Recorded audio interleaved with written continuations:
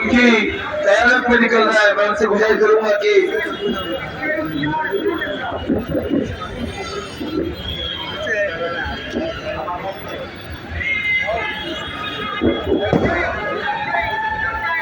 अल Ansar committee के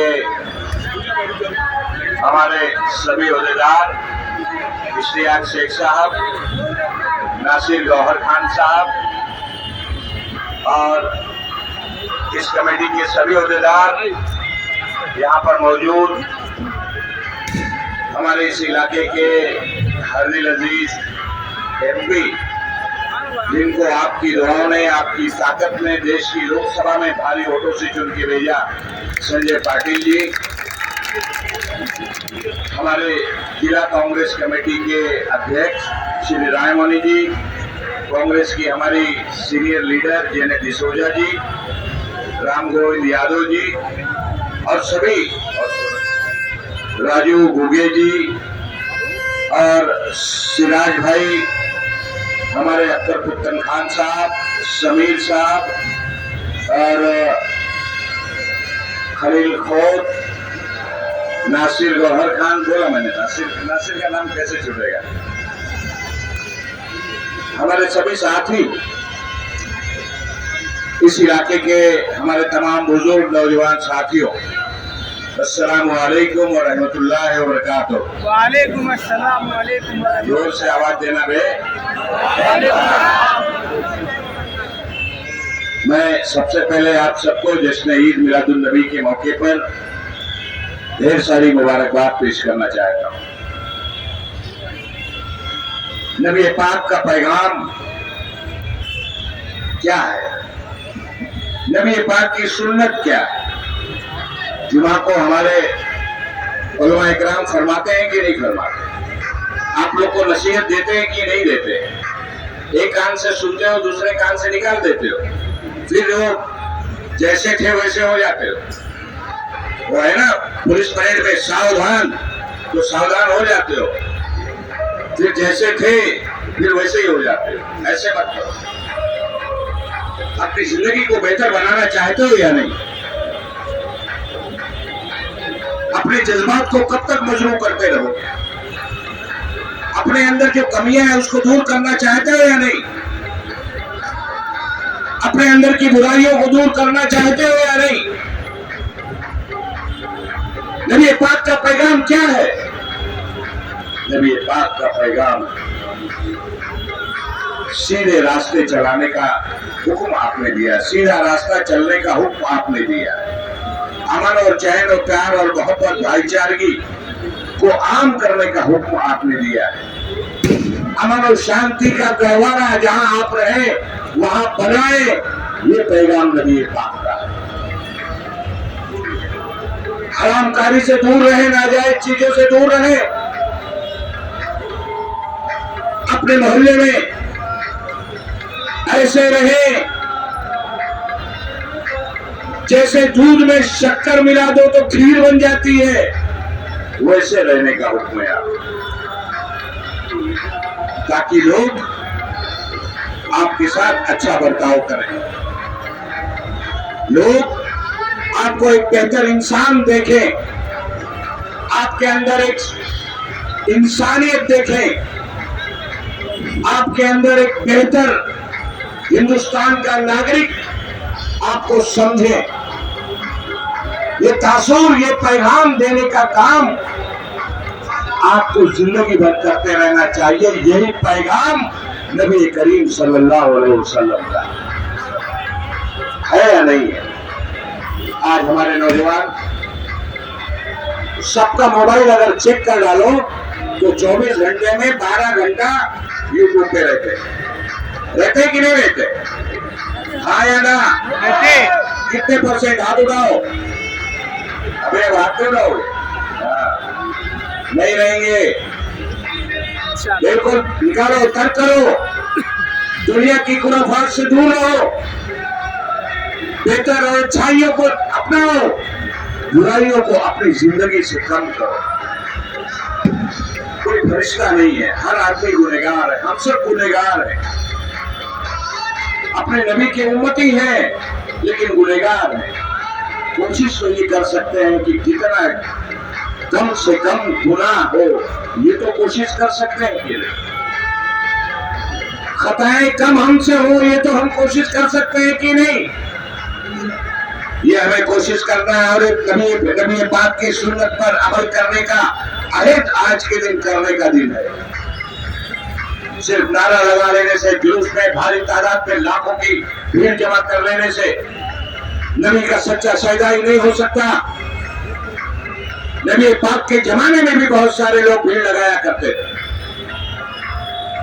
लगाते थे कि नहीं लगाते थे? आपने हदीस सुना है कि नहीं सुना है उलमाओं की ज़बानी? लेकिन क्या सच्चे मोमिन हुआ करते थे? वो मुनाफिक हुआ करते थे। सामने बैठते थे, सरकार की बारगाह में पुकारी भरते थे, हाँ करते थे, बाहर जाकर नकार देते थे, मुकर जाते थे, मुनकिर हो जाते थे। उन्हीं को कहा जाता है मुनकिर। तो हमें आज के जमाने में नबी पाक की सुन्नतों पर अमल कर कर अपनी जिंदगी को बेहतर बनाने का काम हम सबको करना है। आज नशाखोरी आम होते जा रही है, पूरी नस्ल की नस्ल बर्बाद हो रही है। हिंदुस्तान के एक बहुत बड़े उद्योगपति हैं अडानी साहब, हमारे भारत के वज़ीर आज़म के बहुत अच्छे दोस्त हैं। उनके बोर्ड से सैकड़ों टन गर्द बरामद होता है, एमडी बरामद होती है। कैसे बरामद होती है? क्या देश की सिक्योरिटी सोई रहती है कि वहां से छूट है पूरे हिंदुस्तान में सप्लाई करने के लिए? पूरे के पूरे देश के नौजवानों की नस्ल बिगाड़ी जा रही है। वो बिगाड़ने की साजिश कर रहे हैं, तुम बिगड़ते जा रहे हो। तुमको मंसूबों को समझना चाहिए। जरा सोचिए, खानदान का, घर का एक बच्चा अगर नशाखोर हो जाता है, नशाखोरी में शामिल होता है, तो पूरा घर उसका बर्बाद होता है या नहीं होता है?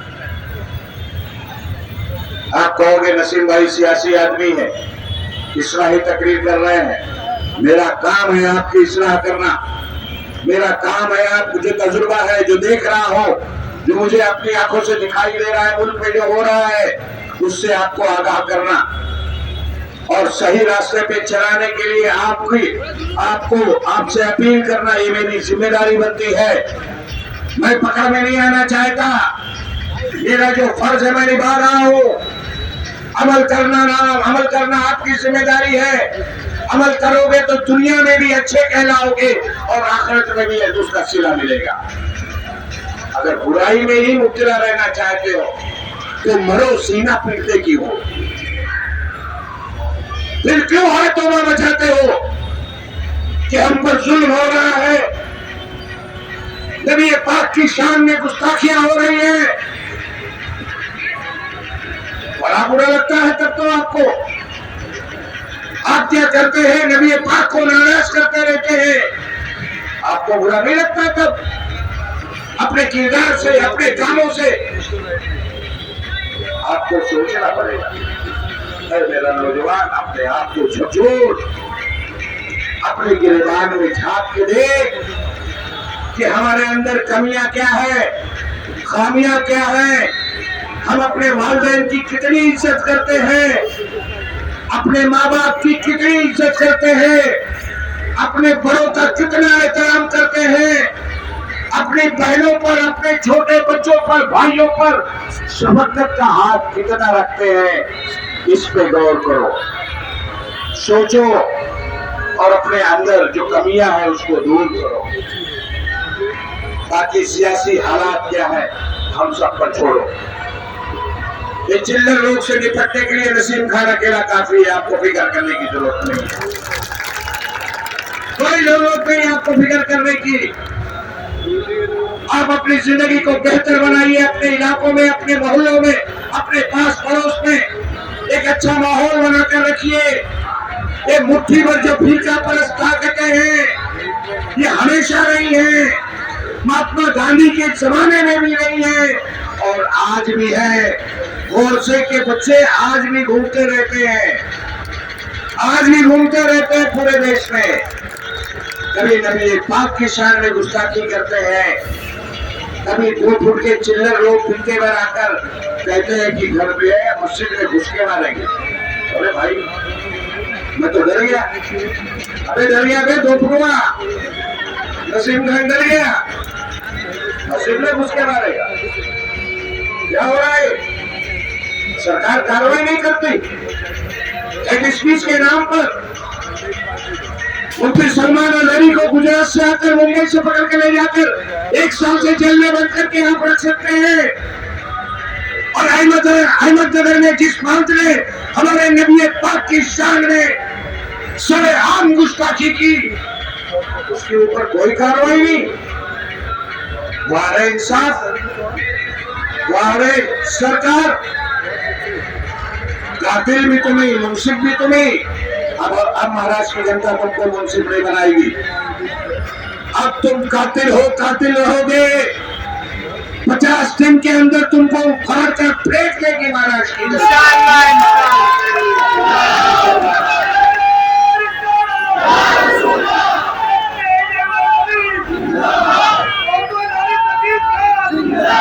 देखते हैं कि कानून से बड़ा कोई कैसे हो सकता है। कानून सबके लिए बराबर है। मुफ्ती सलमान अजहरी ने एक स्पीच दिया, सही दिया या नहीं दिया, आपने गिरफ्तार किया, हमने कुछ नहीं बोला। हमने कहा कानून अपना काम करे, अदालतें अपनी जिम्मेदारी को निभाए, हमने उसमें दखल नहीं दिया। लेकिन महाराष्ट्र में नाक के नीचे रोज एक स्पीचेस दी जाती है, एक समाज की भावनाओं को आहत किया जाता है, इस रियासत को, इस राज्य की एकजुटता को तार-तार करने की कोशिश की जाती है। इसको रोकना होगा और रोकने के लिए ये जो सरकार, निकम्मी सरकार महाराष्ट्र में बैठी है, इसको उखाड़ कर फेंकना होगा। इंशाअल्लाह इंशाअल्लाह।